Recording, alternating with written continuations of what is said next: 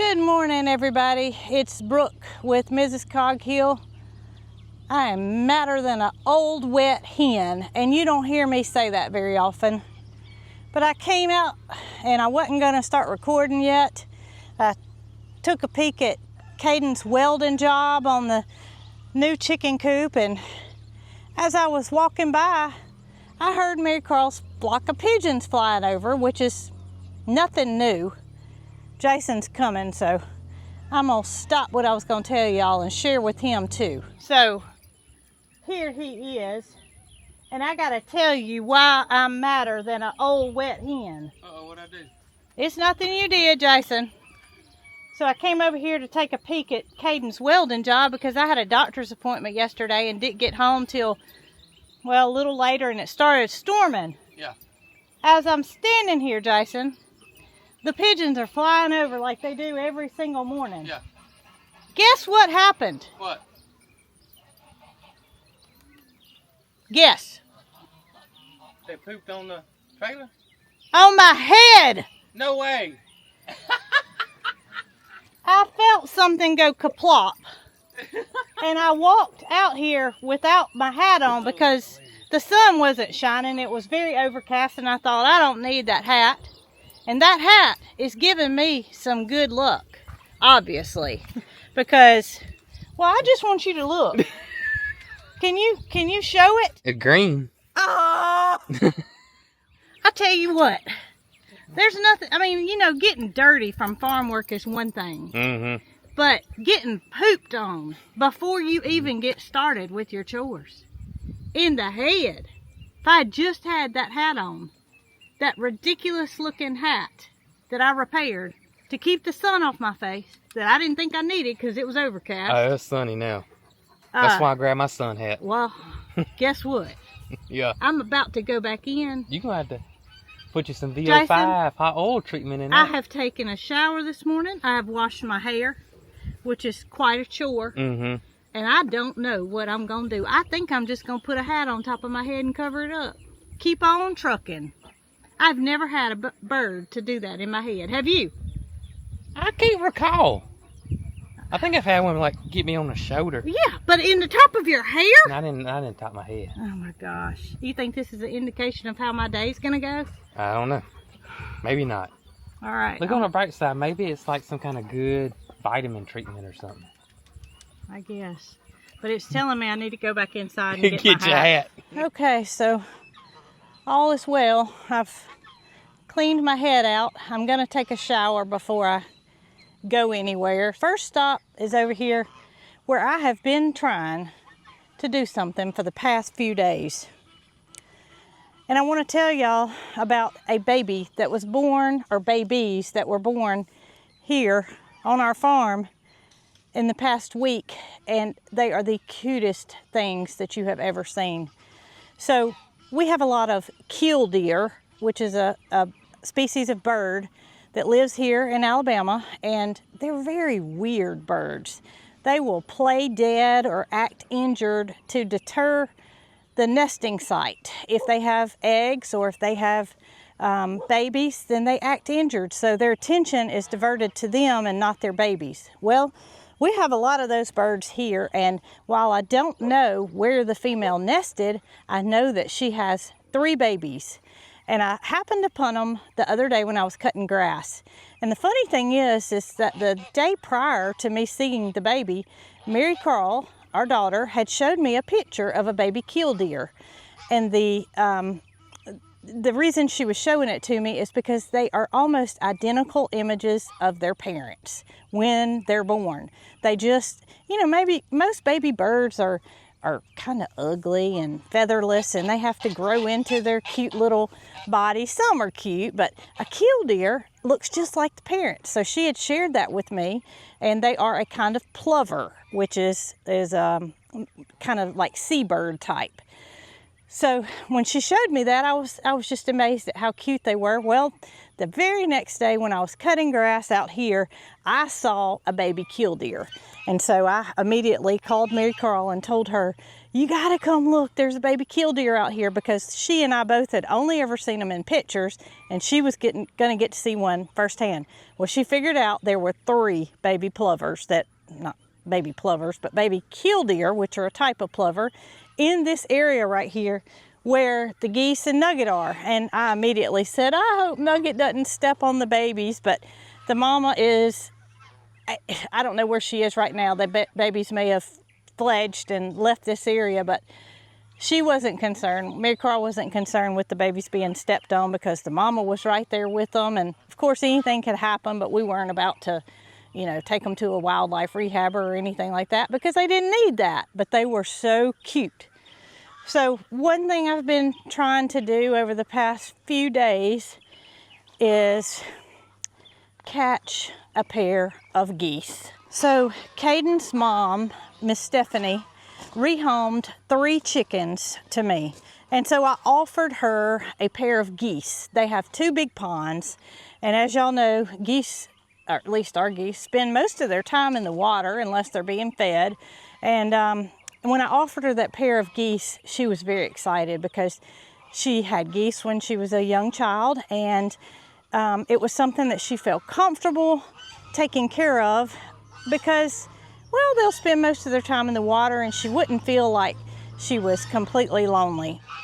This is a gate that goes to the second pasture from where the geese are to the pasture that has 1 stall that Nugget and Goldie use, and then it's separated again. So I hope I explained that well enough. But y'all can see the geese are wanting to be fed. Okay. So maybe they'll realize, all right, y'all, there's a little bit. Come with me, I have feed.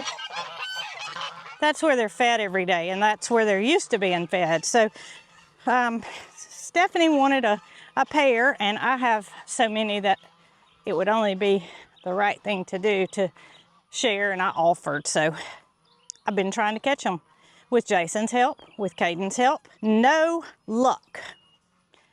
So we have had this gate opened that goes to a stall that Miss Snow White uses to go outside with her 3 silky friends, and we've been feeding them up there.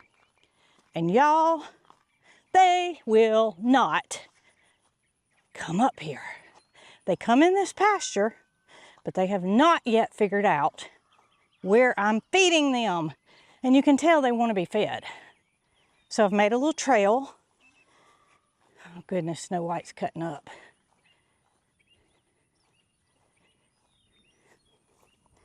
So I've made a little trail.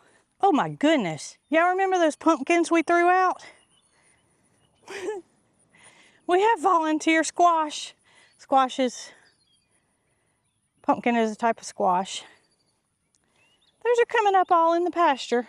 The swimming pool with the feed in it is up here at the stall, where when they come inside, they will be fed. I just dropped it. I mean, it's no trouble for Nugget nor Goldie to find the feed, but the geese,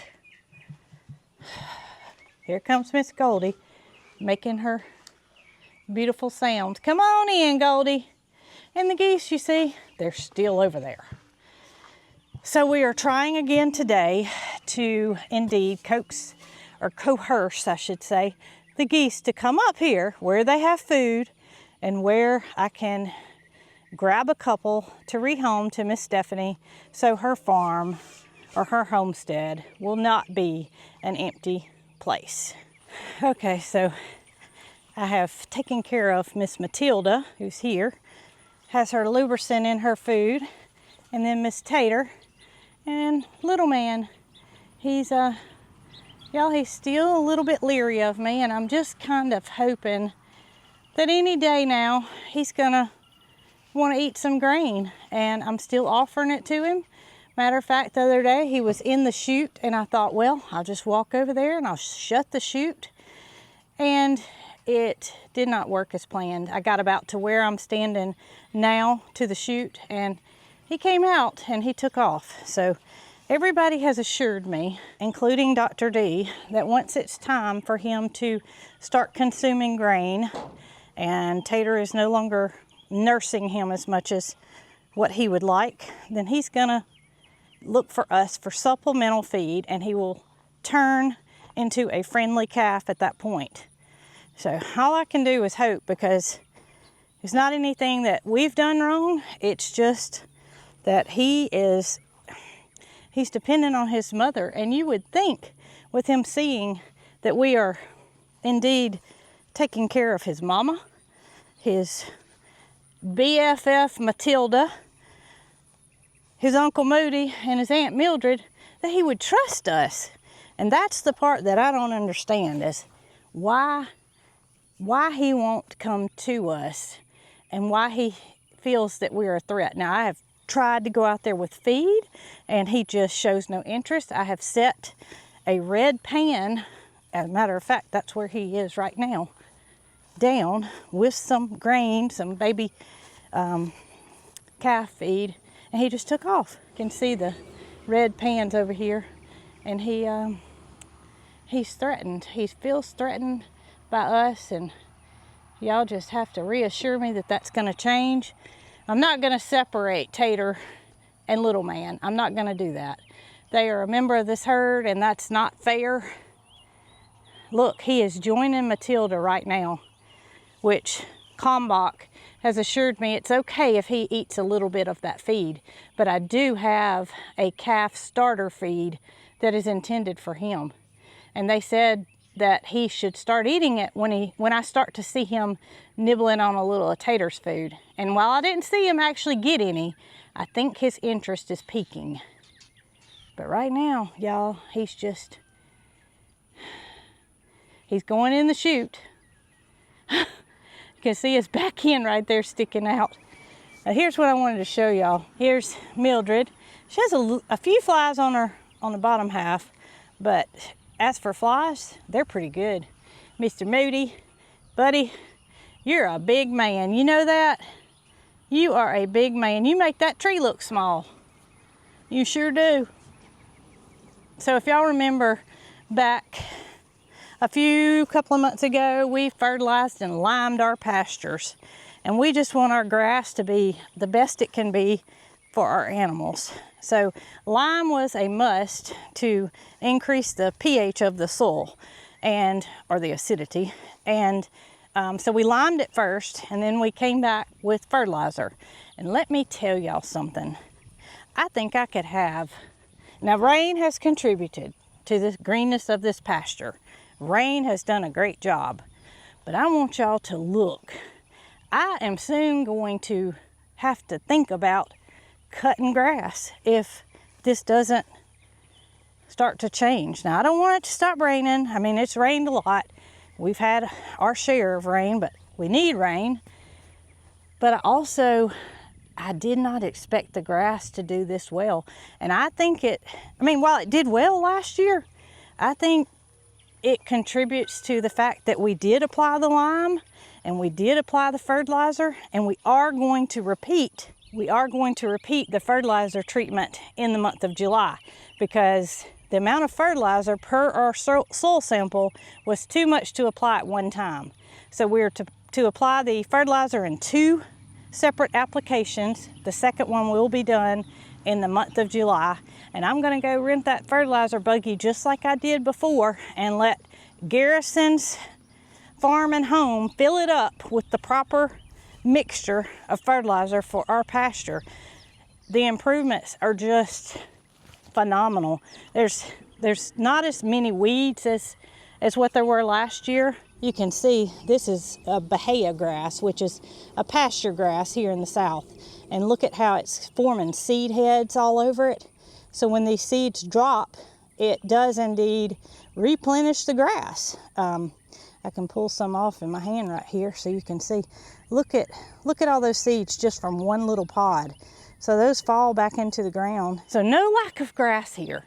We had a dry lot, so to speak, at our old farm, and our goats were constantly fed hay because we didn't have green pastures.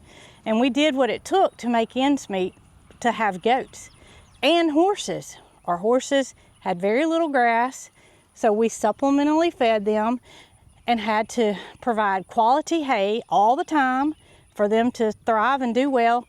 And I just can't say how thankful I am to have this lush, beautiful pasture. It's just a blessing, and I'm very thankful for it. I encourage any of you that have any kind of pasture or grass to have a soil sample done. If you want your grass to thrive and be lush and green and have quality nutrients for your animals, reach out to your local extension office or your local feed store possibly and submit a soil sample, because they can do an analysis and it will tell you exactly what nutrients you're excessive in or lacking, and you can take the necessary steps to change that. Topper is our Nigerian dwarf buck who is intact, had babies in the past, but for whatever reason Mr. Topper is no longer fertile. And I'm kind of happy because of course we don't want any more babies here on the farm. Not to say we don't love you, Miss Laura, but we're just kind of going to call it quits with goat babies. Topper makes a wonderful pet, and I love your little waddle, sweet girl. Yes, you're so sweet. Your brothers are too, but I don't know, you just have my heart.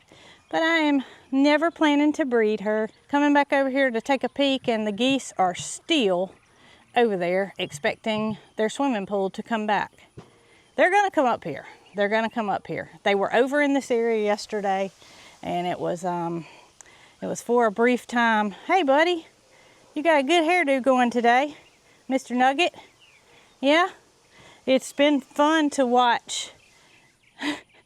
Not that the boys couldn't interact, boys meaning baby emus, couldn't interact with Nugget and Goldie through that fence over there, but seeing them over here and only separated by a stall has been just, it's been fun to watch. I think these three are gonna really, really have some fun once they're all put together. All right, I just saw y'all running. Are you gonna do your thing this morning? I would love to see y'all having a race with Nugget. You gotta groom yourself first, get all ready, and then y'all are gonna do it, right? I know you are.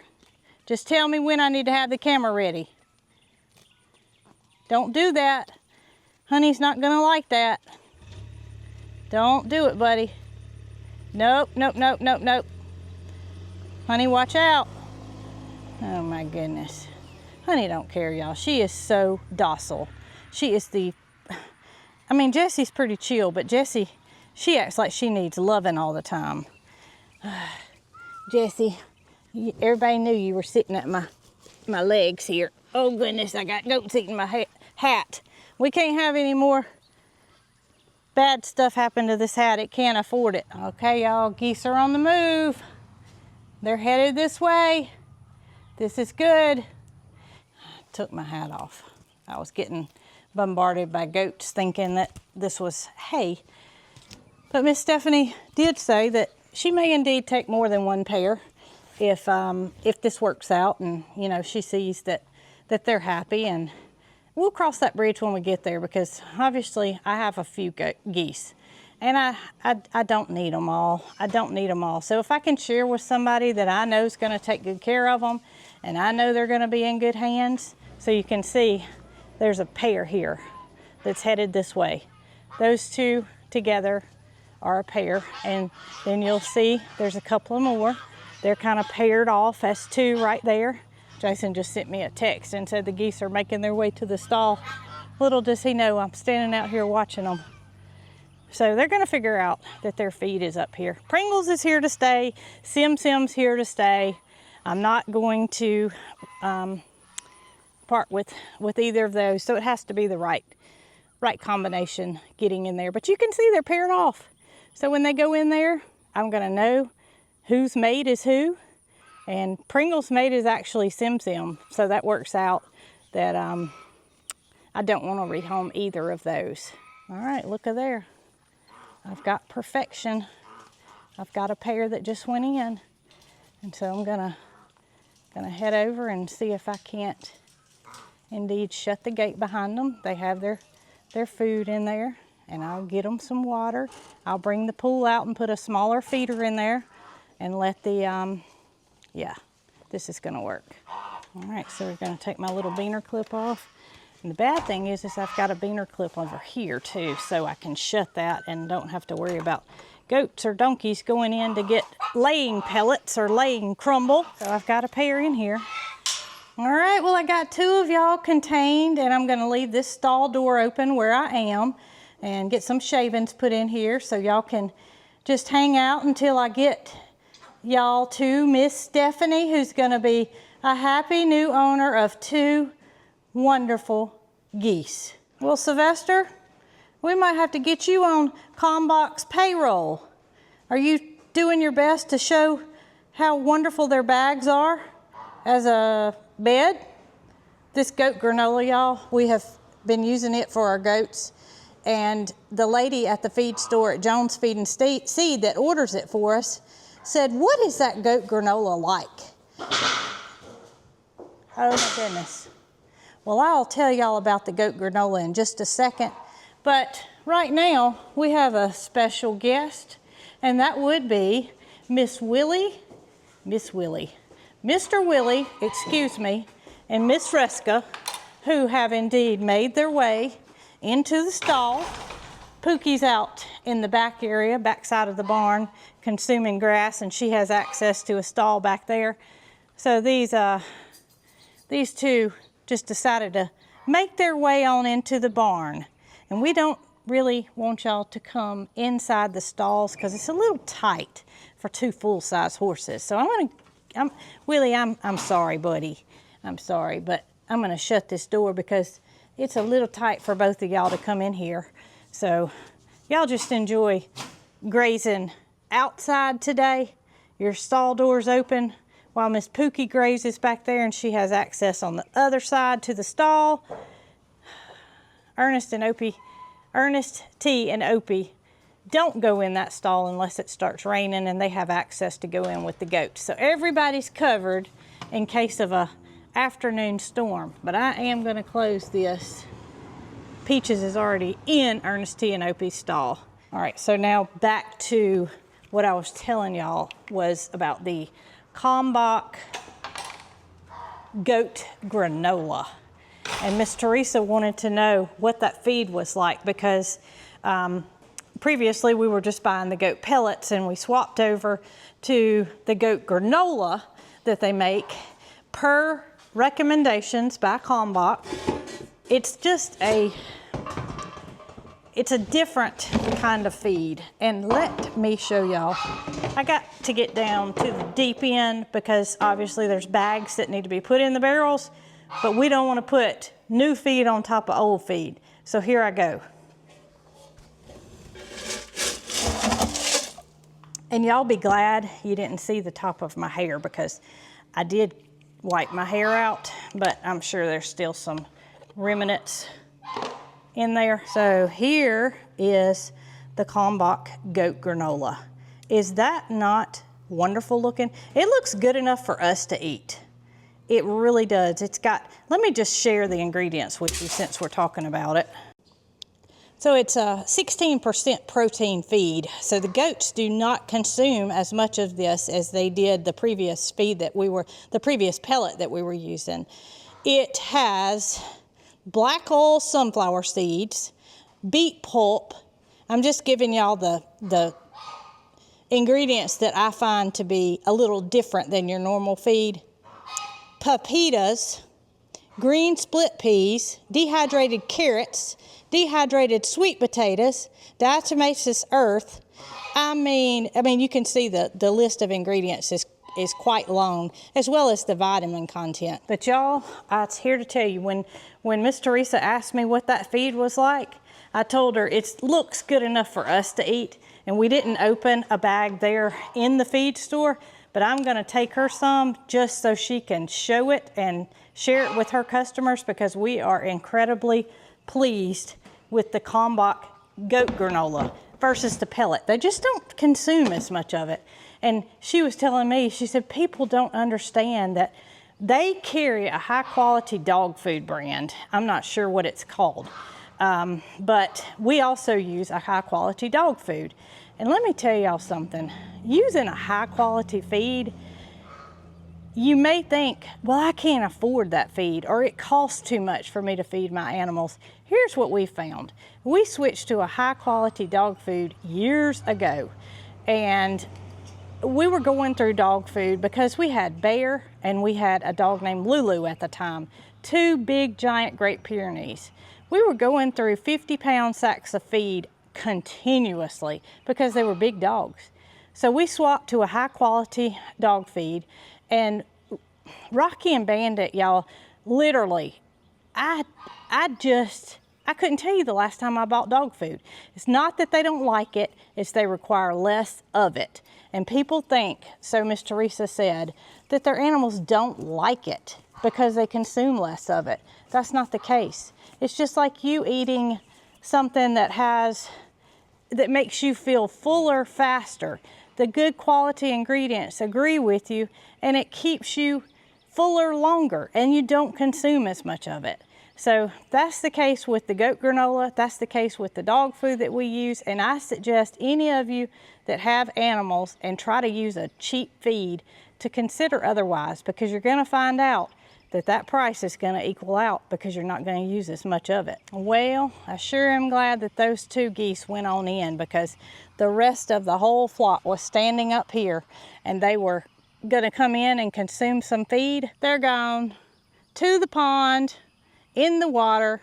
That's what they do. They get their fill on, and they got full off their good quality Klombach laying crumble while I was putting those 2 in the stall, and off they go. They're swimming in the pond. So I've got the 2 that I wanted to catch for Stephanie to have a pair of geese, and if she wants more, we'll cross that bridge when we get there. But I must say, my success story for today is to give to someone if you can, because it fills your heart, it makes somebody else happy, and there's too much hate in the world. And I want you to think about something that you can do for somebody else, even if it's picking up the phone and making a phone call today. You just don't know how much kindness can mean to somebody. So y'all, hope you enjoyed me seeing my head get a little messed up first thing this morning. And if the rain holds off this afternoon, my family's gonna head on over to downtown Clanton, Alabama, which is where we live, to a festival that's held every year called Peach Jam. It's the biggest festival held here in Clanton, and it's all about peaches. If y'all know, not Peaches the pig, Peaches the eating fruit. So hope the rain holds off, and hope we get to do something fun as a family. But until next time, I appreciate each and every one of y'all. Do something nice for somebody, and y'all be good.